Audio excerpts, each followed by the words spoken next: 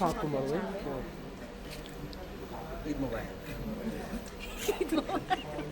sound চলে গেছে একটু পরে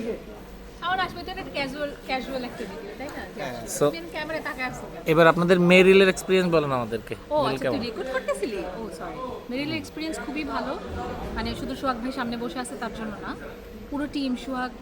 ভাইয়ের যে টিম এবং যে ক্যামেরায় আছে আমাদের রাখি সবাই এত মানে ওর পুরো টিমের সবাই এত অ্যাক্টিভ ছিল সবাই এত হার্ড ওয়ার্কিং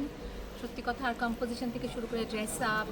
অ্যান্ড বিদ্যা সিনহা মিমের কথাও বলবো যে ও অনেক এফোর্ট দিছে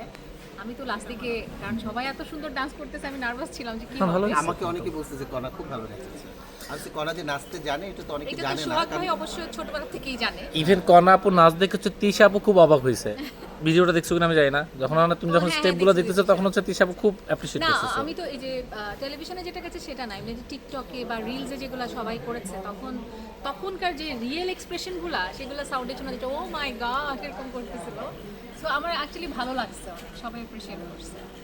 আবার আমরা নতুন কোনো ধামাকা দেখাবো খুব সামনে অফকোর্স ইনশাআল্লাহ ইনশাল্লাহ